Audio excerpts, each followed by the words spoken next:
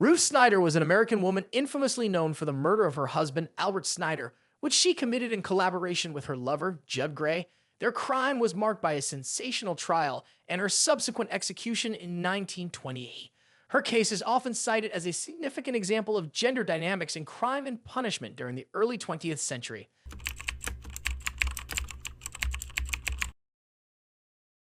Ruth was born on March 27, 1895, in Manhattan to working-class Scandinavian parents and had a modest upbringing, leaving school after the 8th grade.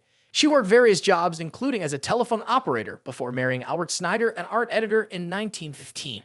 The couple had a daughter, Lorraine, in 1918. Their marriage was troubled, with Ruth reportedly facing emotional and physical abuse from Albert, who was fixated on his deceased fiancée, which contributed to her growing resentment towards him.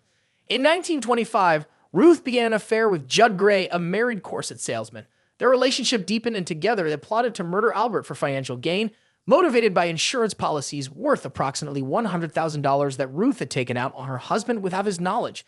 Ruth Snyder's attempts to kill her husband, Albert Snyder, were marked by a series of desperate and ultimately unsuccessful efforts prior to the successful murder in 1927.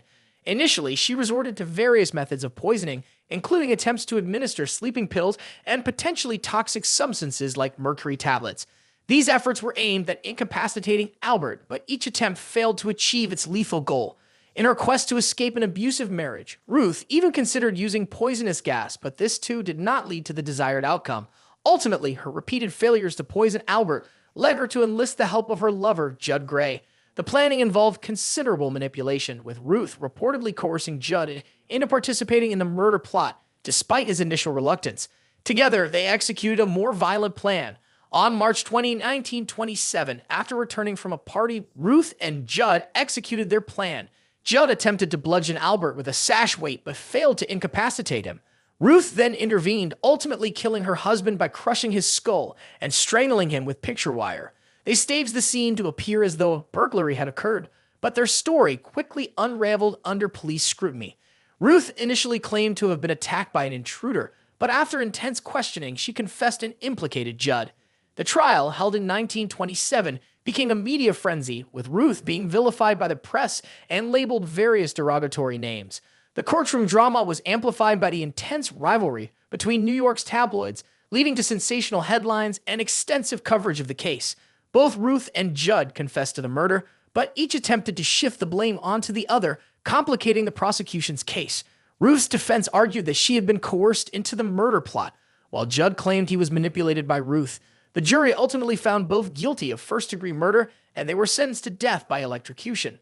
On January 12, 1928, Judd Gray and Ruth Snyder were executed in the electric chairs at Sing Sing Prison, marking a grim conclusion to their infamous case, and Ruth becoming the first woman executed there since 1899.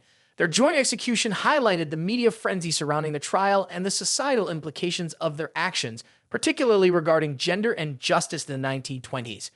Ruth Snyder's execution was famously photographed by a reporter who smuggled a camera into the execution chamber, capturing the moment of her death. This photograph became one of the most notorious images in the history of crime journalism, appearing on the front page of the New York Daily News the following day.